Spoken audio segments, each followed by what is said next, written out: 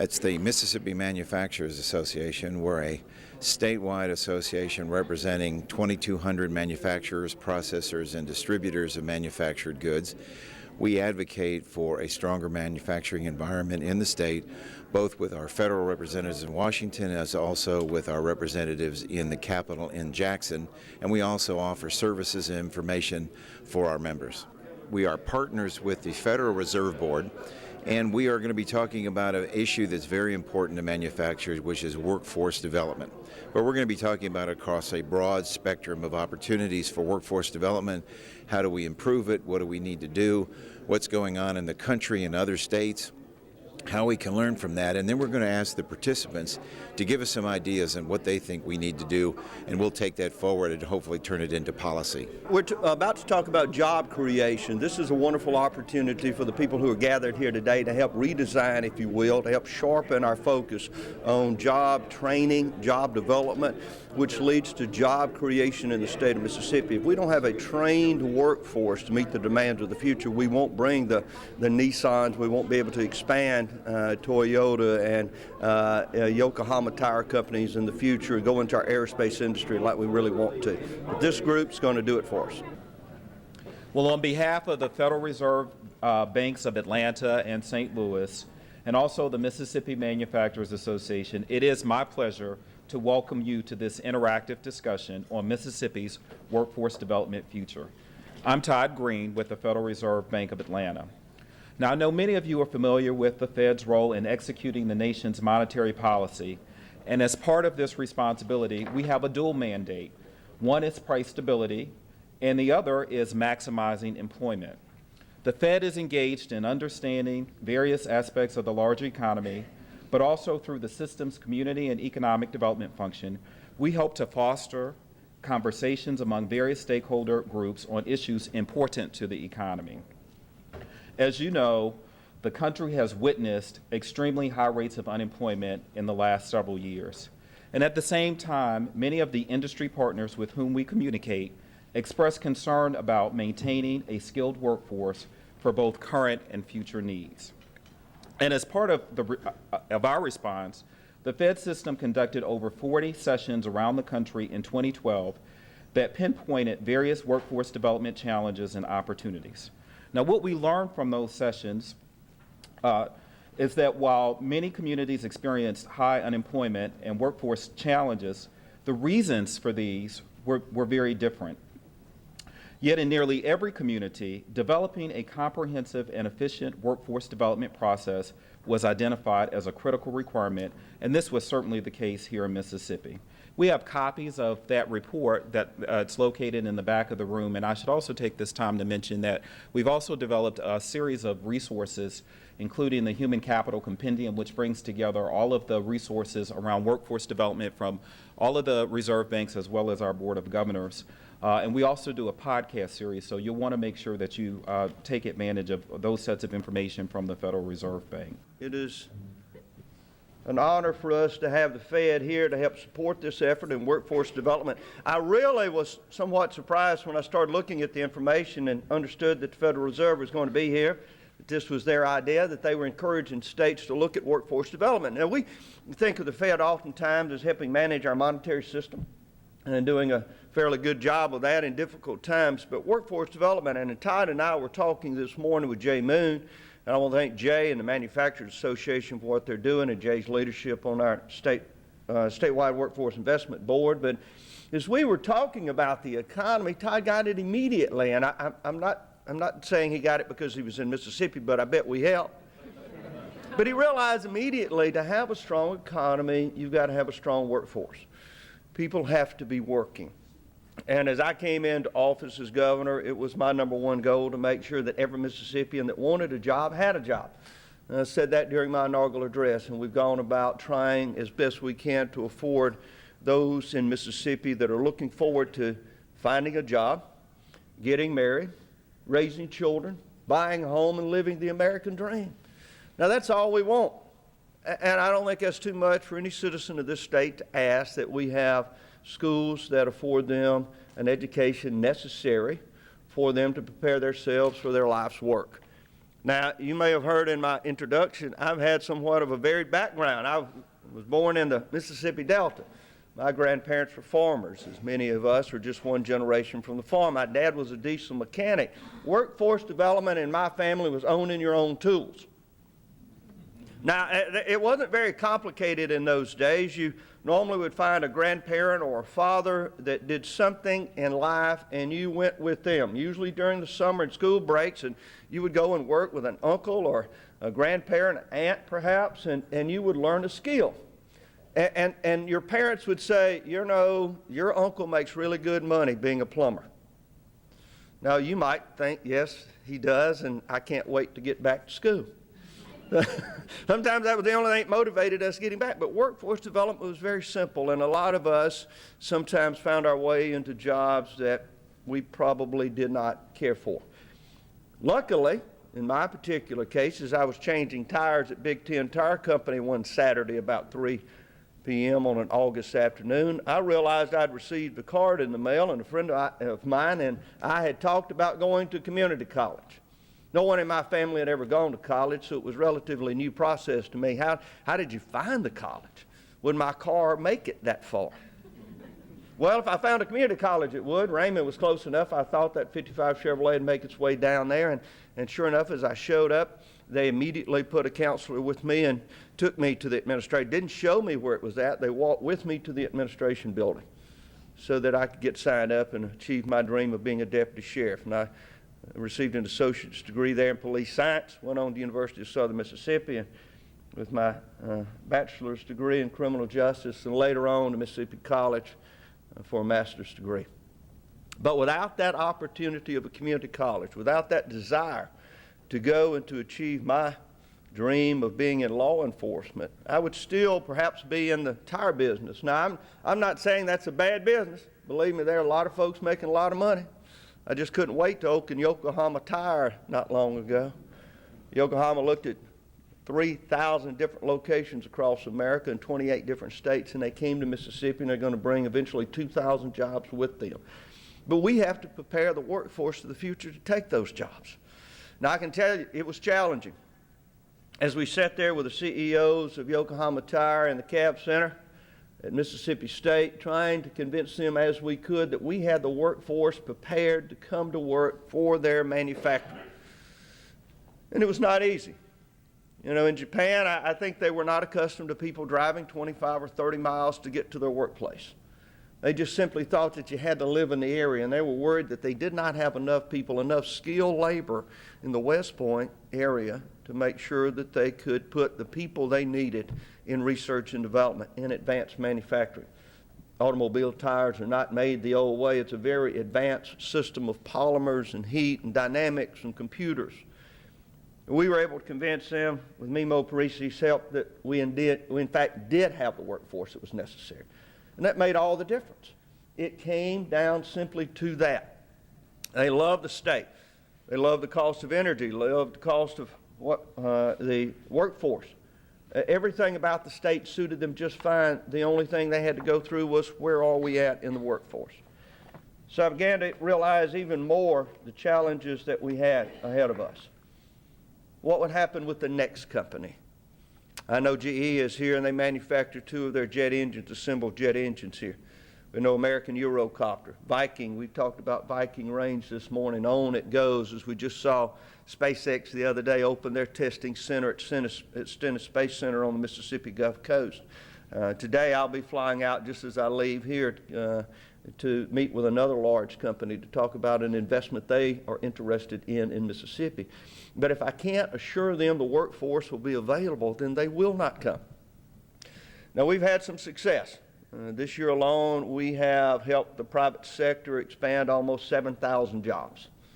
Not bad for a first effort. Last year was a little under that, but we think we can increase it year after year after year by providing opportunities for our children, and many adults who want to go back to school and go back to a workforce training seminar or workforce training school and learn that new skill that will change their lives. Now, how are we doing? Well, let me give you a few numbers. I like to rate ourselves. I like to see where Mississippi's at. Now, I know we're in the SEC, so it's not always good news. But we're number 9, according to Area Development Magazine, number 9 for top states doing business. Number 9 in the nation. Now, we had a football team that was number 9 in the nation. We'd all have their T-shirts on. We'd all have their bumper stickers saying, we're on the way, we're number 1, we're in the top 10 in America. It gets better. We're top 5 for overall cost of doing business. 5. Now, can you imagine those other 45 governors that get this report every year? And I can tell you, governors anxiously await this report from Area Development Magazine and other sources to say, where are we at? I would imagine there's 45 chiefs of staff, 45 executive directors of an economic development entity in a state that got called into the governor's office and said, you tell me Mississippi's ahead of us? Why? How did that happen? They're supposed to be 50, aren't they? Well, they're number 2 for competitive utility cost and permitting speed. Our utility companies, I know Entergy's here today and the other great companies that help us, TVA, Southern Power, all of them work together to make sure we can get a low rate for utility and natural gas. If you come in and you're in California and you're paying 24 cents per kilowatt hour and you can come here and get it somewhere between 5 and 7, that's a huge opportunity for us. So we're number 2 in the nation for permitting speed. When you open that company and that factory, you know that first year is critically important. If it takes you 6 months to get a permit, you're in trouble. So we work to make sure that we get out there and get that done. I see Mark Henry is here today. Mark's done a remarkable job with Employment Security Commission to make sure. I called Mark the day we were meeting with Yokohama and said, Mark, give me some numbers. I want you to look back at everyone that's applied in the automobile industry. I think tires are part of the automobile industry. Everyone that's applied and checked that box, I'd like to work in the automobile industry. Tell me how many we have so I can go back in the room and tell the president of Yokohama North America exactly how many people are looking for jobs in their industry. And Mark Henry was able to give me that information. Number 3 for competitive labor costs. Number 3 in America. Now I can tell you we're working our way up. I am so excited about number 5 because we're the best state in America for entrepreneurial. And that's CNN News. So that's just not a random source out there. CNN Business News says we're number 5 for entrepreneurs. Men and women that start businesses in Mississippi are more successful than 45 other states. Yeah, go brag about that next time you're in the airport and somebody says, where you from? Yeah, I'm number 5 where we're at. So if you're an entrepreneur, you might want to change your ticket. You may want to go to Mississippi if you really want to be successful. These numbers indicate, I think, a success for the future.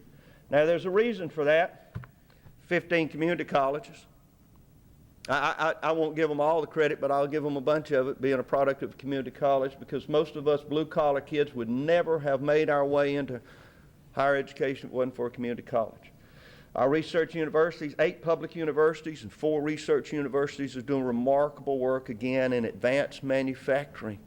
Just recently we had the Southern States Energy Board Conference on the Mississippi Gulf Coast. I was chairman of that group. 16 southern states, Puerto Rico, Virgin Islands, 16 other southern states came to Mississippi to say, how are you doing this? How are you moving so rapidly ahead in your energy segment? How are you driving costs down for companies, manufacturers that come to your state? Very excited about where we're leading into the future. Now, transportation is so critically important. Before I leave energy, just let me say we're number 2 in the world for investment in oil and gas. Fraser Institute has Mississippi ranked number 2 in the world, Todd. Oklahoma sneaked ahead of us a little bit. It's okay. They had a gas play up there. Just wait till the Tuscaloosa shale play comes through. We'll be on top again. Number 2 in America. Now, I'm so excited about the fact that we can continue to be in the top 10. Now, I think Todd mentioned it. If he didn't, I know he will, and others will, about education, how important it is. You cannot have 37% of your children dropping out of high school and create the workforce opportunities for the future. It just will not work. Last year, we put in a very aggressive plan called Education Works. You see how we tied the two together? Because if they're going to have success in their life, if we're going to have success in the economy in Mississippi, we're going to have to pass through the schoolhouse door to get there. 37% of the kids dropping out of school, almost as many being unable to read when they leave the 3rd grade and go on to the 4th grade. It just simply will not work. So we're going to work hard to make sure that children are prepared to go to school. We're going to try all of the above. We're going to try charter schools. We're going to try merit pay for teachers. We're going to test our children. We're going to challenge our children. We're going to let them know that they can stay here. A little program we call Grow Where You're Planted. So a third of our children don't leave here and believe that they have to go to Tennessee or Illinois to make a fortune, or to find fame, or to buy a big house, or to raise their family. Medical community is another program that we've pushed so very hard. It is an industry of necessity. Necessity. Now, I might want to go buy a new car. I might decide to buy a house or a new set of tires if I need them, but I must have health care. Look at me. I'm a baby boomer. It's coming, David.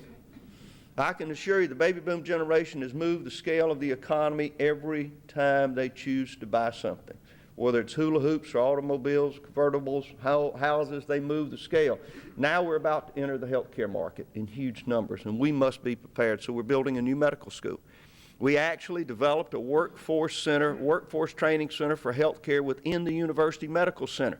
So we went in our medical research university and developed a system where people who are interested in healthcare could come and learn that system. We need more nurses.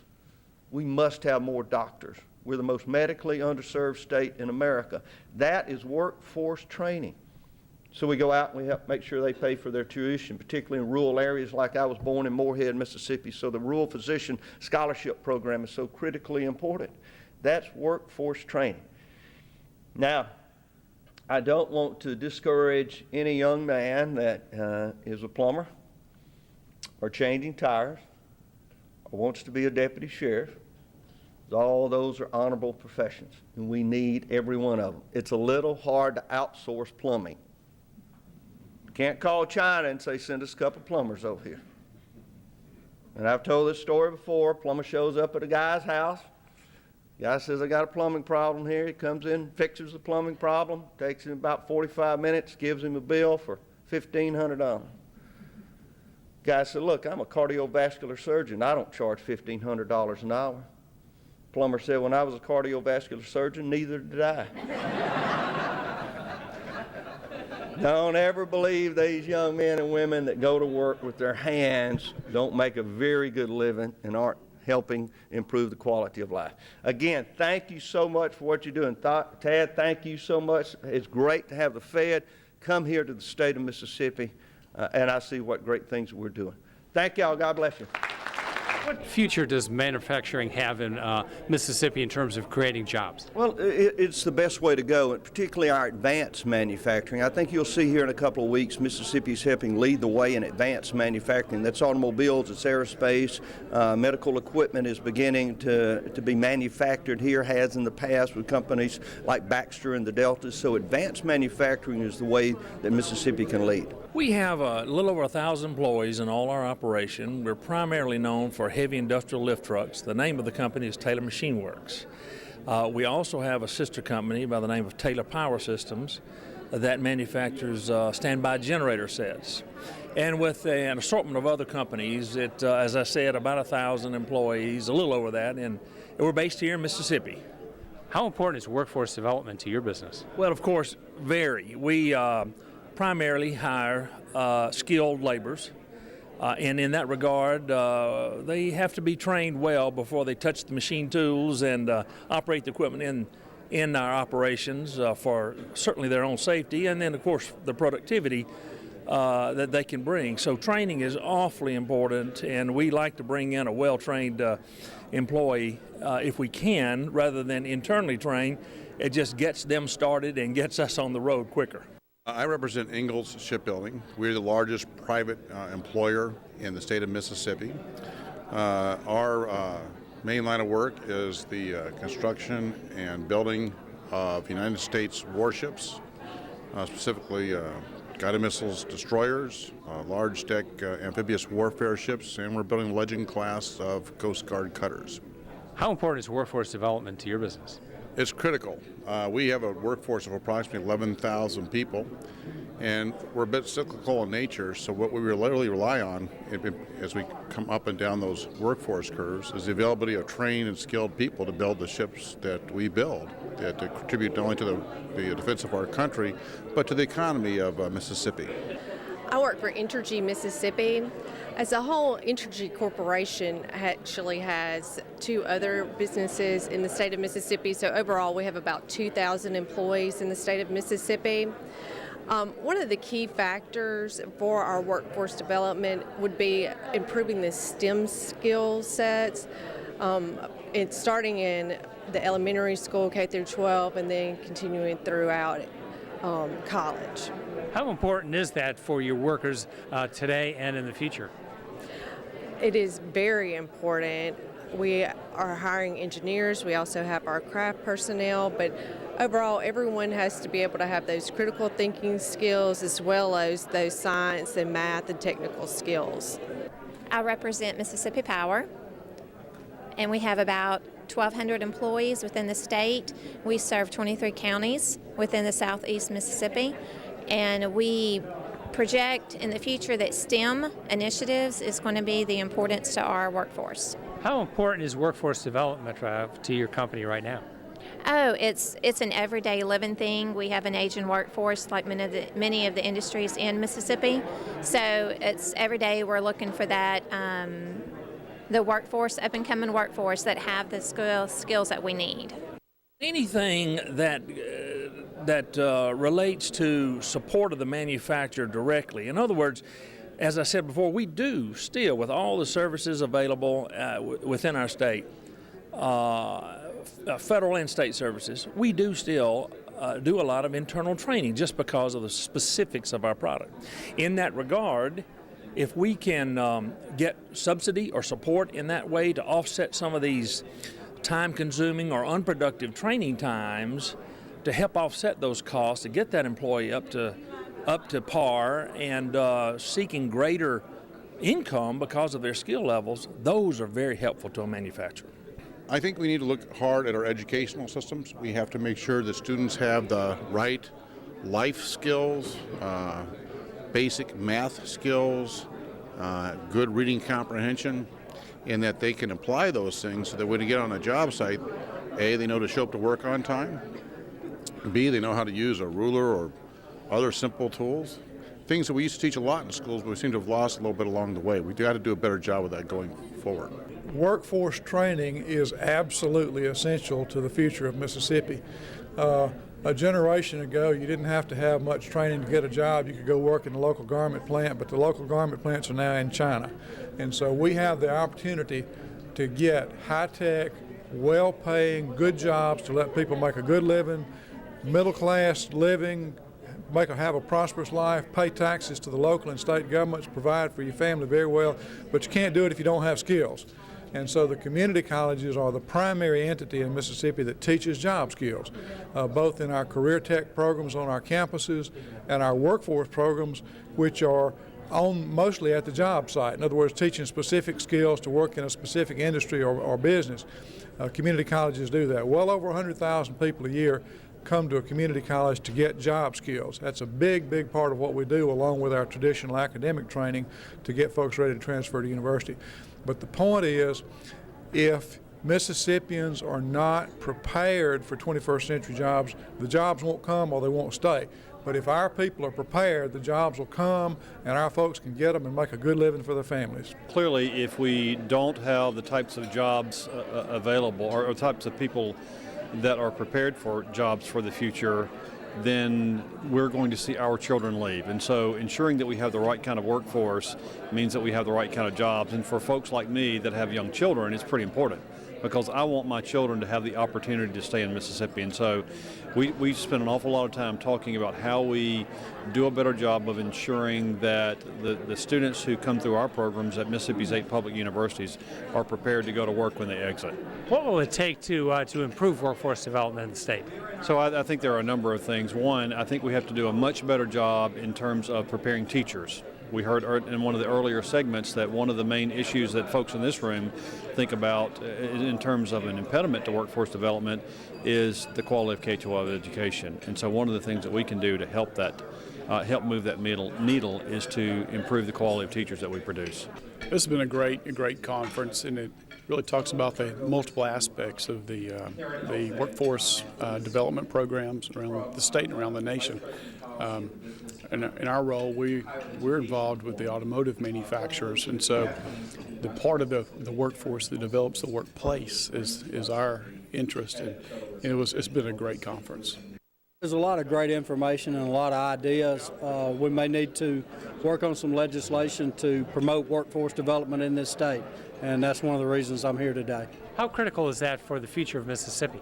Well, it's not only critical for the future of Mississippi, but for our nation. If we don't have the workforce trained, then we can't expect economic development and jobs to continue to try to get us out of the recession that we've been in. We've come out of the very deep recession that the country was in, and everybody lost manufacturing jobs. We've begun to climb back out of that. We're adding new jobs into the state. We're trying to strengthen our workforce training programs. We're trying to ensure that those training programs resonate with the end user, which is the employers. And so we're beginning to do very, very well, and we think that we've got some real future ahead of us, but we've got to get this workforce development issue right because it's so important to manufacturers. We're very concerned with employment issues. We know that undergirds our economy for our citizens to be able to work. And so issues related to workforce development include making sure that people are properly positioned to obtain employment is something that's very significant for us. We can compete with anybody in the world. If you look at Nissan and Toyota, perfect example, Yokohama Tire Company, those could have gone to anywhere in the world and they came to Mississippi. We've heard some great ideas that have been generated. Also, we've got some really good input from the representatives who are here today. We're going to take that and use it in different forums around the state to try to improve our programs and ensure that we meet the needs of employers and the private sector in the state. If people have questions like more information, what should they do? Well, they can go to our website. It's mma-web.org, and you can get information on this program. Also, we'll be standing up part of the website for the Federal Reserve Board, which we'll publish through our website.